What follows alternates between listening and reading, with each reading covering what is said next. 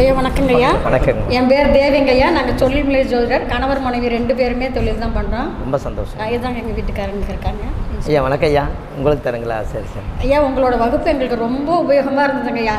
நிறைய பரிகாரங்கள் நாங்கள் சொல்லிகிட்டு இருக்கிறோம். எங்களுக்கு சொல்கிறதுக்கு இன்னும் நிறைய புதையல் கிடைச்ச மாதிரிங்க இந்த வகுப்பு. அதேமாதிரி ஏற்கனவே இப்போ நீங்கள் சொல்லி, அதாவது பரிகாரம் ஒவ்வொன்றும் இப்போ நீங்கள் சொன்னீங்க வியாழக்கிழமை சாப்பாடு போடக்கூடாதுன்னு, அது எனக்கு சரியாக இருந்தது. இதேமாதிரி நிறைய அவங்கவுங்க இந்த பசுமை நர்சரி சொன்னீங்க, அவங்க சரியாக இருக்குனாங்க. அப்போ நீங்கள் சொன்ன எல்லா கருத்துக்களும் சரியாக இருக்குது அப்படிங்கிற நம்பிக்கை எங்களுக்கு வந்துருச்சுங்க ஐயா. இந்த கருத்துக்கள்லாம் நாங்கள் மக்கள்கிட்ட பரப்பி அவங்க நன்மை அடையணுங்க ஐயா. இப்போ குழந்தையின்மைக்கு தீர்வு நாங்கள் சொல்லும்போது, அவங்க குழந்தை படுக்கும்போது அவங்க வந்து நம்மளை ஆசீர்வாதம் பண்ணுவாங்க. அந்த ஆசீர்வாதம் உங்களுக்கும் உண்டுங்கய்யா. ரொம்ப சந்தோஷம். அதேமாரி கடன் தீர அப்போ ஒவ்வொன்றும் சொல்லும்போது லாஜிக்கோட சொன்னீங்க, அது மனசில் நிற்கிதுங்கய்யா. இப்போ ஒன்றும் இல்லை, குரு பகவான் 16 வருஷம் அப்படின்னா நாங்கள் 16 வருஷம் அப்படின்ட்டு மனப்பாடம் தான் பண்ணியிருக்கிறோம். இப்போ நீங்கள் அதுக்கு காரணம் சொன்னீங்க, 12 ராசி கடத்துக்கு 12, அதுலேருந்து 4ஆவது தானே 12 + 4 16 அப்படிங்கும்போது அது எல்லாத்துக்கும் ஜாதகம். அதை ஃபஸ்ட்டு மாணவர்கள் வர்றாங்க இல்லையா, அவங்களுக்கு இன்னும் ரொம்ப தெளிவாக மனசில் நிற்குங்கய்யா. அது மட்டும் இல்லை, சனி பகவான் 19 அப்படிங்கும்போது 12 + 7 எல்லாம் சொன்ன ஒவ்வொன்றுக்கும் கணக்காக ரீசன் சொல்லி சொன்னீங்க. அதேமாதிரி மகாலட்சுமி நம்ம கிடைக்கிறதுக்கு தாமரையிலே தண்ணீர் சொல்லியிருக்கீங்க. ட்ரை பண்ணி பார்க்குறேங்கய்யா. எல்லாத்துக்கும் கிடைச்சா நன்மை சந்தோஷம்தான். ரொம்ப சந்தோஷம். ரொம்ப எல்லாரும் இந்த பரிகாரங்களை முயற்சி பண்ணுங்க. எல்லாரும் வாழ்க்கையிலும் வெற்றி அடையல. வாழ்த்துக்கள். நன்றிங்க. அதுதான், அதனால தான் அதெல்லாம் முன்னோர்கள், அவங்கெல்லாம் புனிதமான ஆத்மா, அவங்க மேலே கொண்டு போய் தர்ப்பணம் கொடுத்தால் இந்த ஆத்மா வாழ்த்துனா அந்த ஆத்மா சாந்தி அடையுமா, அப்படி வச்சிருக்காங்க. என்னங்க ஐயா, தர்ப்பப்பிள்ளையுடைய ரகசியம் இப்போ எல்லா வீட்லேயுமே 10 ரூபாய்க்கு நாட்டு மருந்து கடையில் நீங்கள் வாங்கி, அந்த தர்ப்பப்பிள்ளைங்கிறது கேதுன்னா நூல், லாஸ்ட்லேருந்து சுற்றி ஒரு 7 பொட்டு வச்சு இனிமேல் நீங்கள் பூஜை ரூமில் வச்சா தர்ப்பணம் நீங்கள் கொடுக்குறக்கு சமந்தானே. முன்னோர்களுக்கு வைங்கள, ஒரு நாள் கொடுக்கலினாலும் நான் தர்ப்பை கும்பிட்டுட்டு இருக்கிறனாலே முன்னோர்களை கும்பிட்டு இருக்கிறது அர்த்தம் தானே. சின்ன ஒரு பில்லு தான் எப்படி வேலை செய்யுதுங்க ஐயா. மக நட்சத்திரத்துக்கு என்ன வாகனம் வரும்னு உங்களுக்கு தெரியுமா?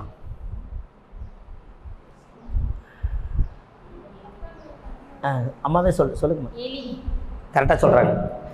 மக நட்சத்திரம் வந்து எலி வாகனம்.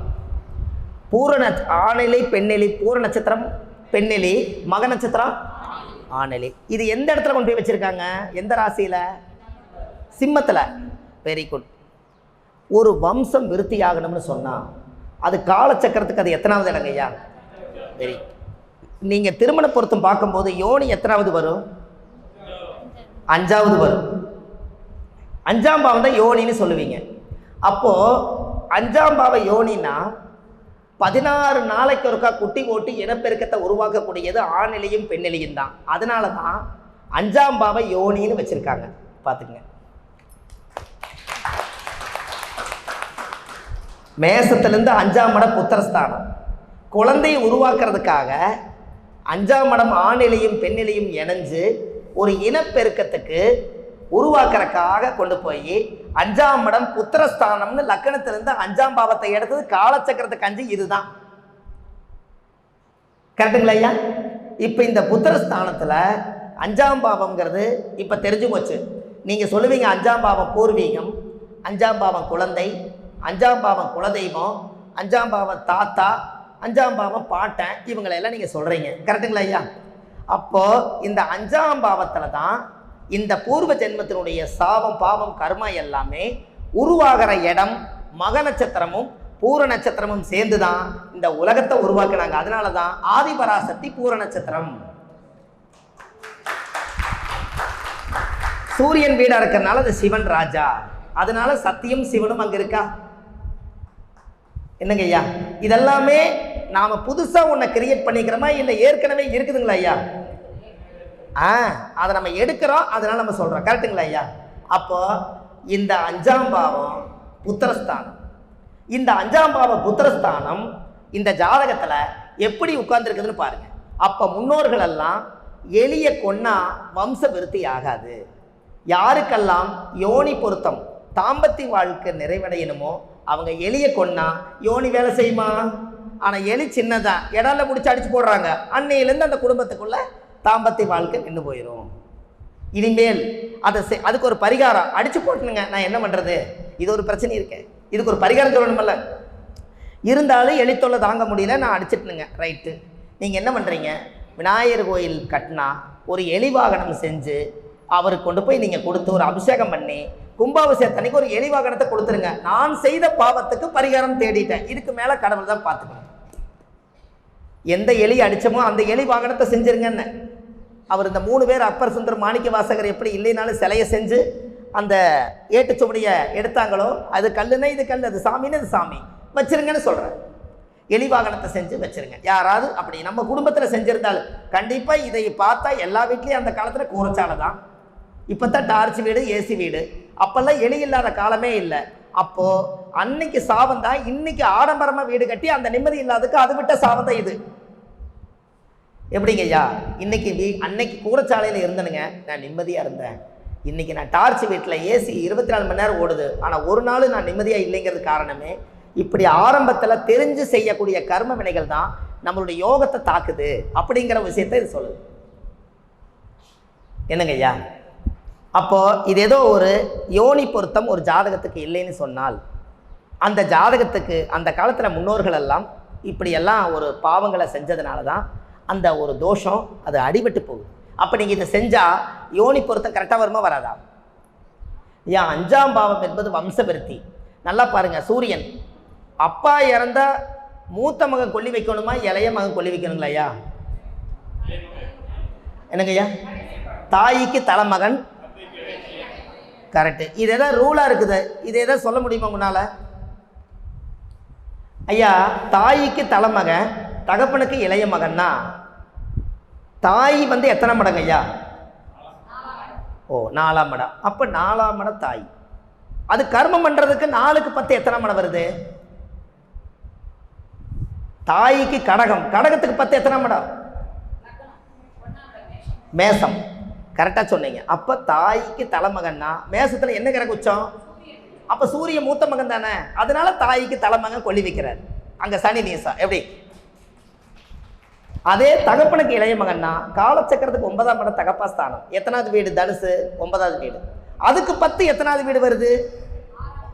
அதுக்கு 10 கர்மம் அல்லவா, கன்னி வீடு வருமல்ல. கன்னி வீடு வரும். அப்போ தாய்க்கு இளைய மகன், அதனால புதன் இலசு, அதனால அப்படி வருது. எப்படி?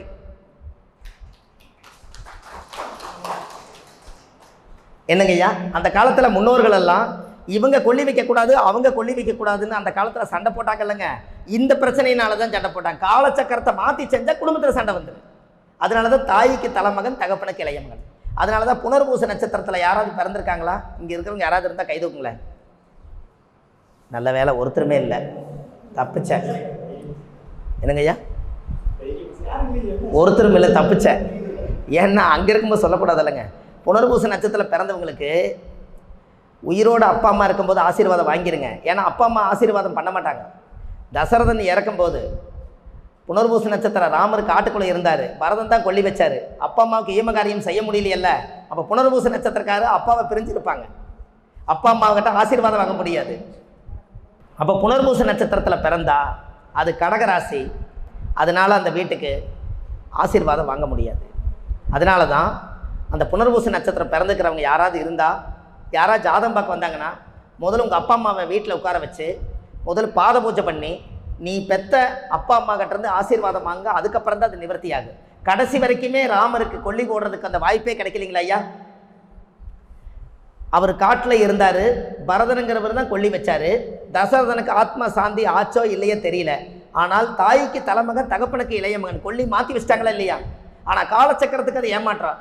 பாருங்கள், ராமரோட ஜாதகத்தில் எல்லாமே பிரச்சனை தான் ஐயா. ராமரோட ஜாதகத்தில் 1ஆம் இடம் ஜாதகரே, அவருக்கே பிரச்சனையா? 4ஆம் இடம் தாயை விட்டு பிரிஞ்சாருங்களா? 7ஆம் இடம் மனைவி விட்டு பிரிஞ்சாரா? 10ஆம் இடம் ஜீவனம் இல்லாமல் காட்டுக்குள்ளே போனாரா? சரி, இது கேந்திரம் போச்சு. அடுத்தது 1 கேந்திர திரிகோணம் என்ன? 1, 5, 9. அவர் லவகுஷனை விட்டு பிரிஞ்சிருந்தாரா குழந்தைய? 9ஆம் இடம் அவங்க அப்பாவை கொல்லி வைக்கலையா? அப்போ 1, 5, 9 போச்சு, 1, 4, 7, 10 போச்சு. கரெக்டுங்களா? அப்போ கேந்திரம் வேலை செய்யல, திரிகோணம் வேலை செய்யல. எவ்வளோ சிரமப்பட்டிருப்பாரு சொல்லுங்க அவர் ஜாதகம். என்னங்க ஐயா? படாத பாடுபட்டார். கேந்திரம் வேலை செய்யல, திரிகோணம் வேலை செய்ய, இதுலேயே 4, 3, 7 போயிடுச்சுங்களா ஐயா? அப்போ அவர் ஜாதகத்திலேயே அப்போ கேந்திர தோஷமோ திரிகோண தோஷமோ அவருக்கு இருந்து அந்த ராவணனுடைய அந்த பிறந்து அவ்வளவு கஷ்டப்பட்டு 10க்கு பிரேத சாபம் வாங்கினார். கரெக்டுங்களா? அதனால தான் நான் அடிக்கடி யூடியூப்பில் கொடுக்குற ஒரே காரணம், வள்ளுவர் வாக்குன்னு யூடியூப் சேனலில் போனீங்கன்னா லக்கணத்தில் மாந்தி இருந்தால் பிரேத தோஷம். அது யாருக்காக இருந்தாலும் சரி, லக்கணத்தில் மாந்தி இருந்தால் அந்த குடும்பத்தில் யாரோ ஒருத்தர் அனாதியாக போய் மனநல பாதிக்கப்பட்டு எங்கேயோ வியாபாரத்துக்கு போய் சாவாரத்துக்கு போய் இறந்து போயிட்டாரு. அந்த ஆத்மா இவன் நம்ம குடும்பத்தை நினச்சி நான் இவ்வளோ தூரம் வளர்த்தி வாழும் பண்ணி எல்லாத்துக்கும் நான் நல்லது செஞ்சேன், என்னோட உயிர் ஆத்மா மட்டும் இங்கே அனாதியாக இறக்குதே, இதுக்கெல்லாம் வந்து என்னுடைய ரத்த சம்பந்த உறவு இல்லையேன்னு சொல்லி அந்த ஏக்கத்தில் இறந்து போய் அந்த ஆத்மா சாந்தியாகாமல் துடிச்சிட்டு இருக்கும்போது தான் அதோட சாபம் தான் உங்கள் லக்கணத்தில் மாந்தி இருக்கிற பிரேத சாபம். இதுக்கு பரிகாரமே அனாதி பாடி எடுத்து அடக்கம் பண்ணுறது தான் பரிகாரம். நம்ம செய்ய வேண்டிய வேலையை அவங்க கடமை செஞ்சுட்டாங்க. அப்போ நம்ம ஜாதகத்துக்கு என்னைக்கு பரிகாரம் தேடுவோம்? யாருக்கெல்லாம் லக்கணத்தில் மாந்தி தொடர்பு இருக்குதோ அவங்களுக்கு மட்டுமே அது பிரேத சாபம்.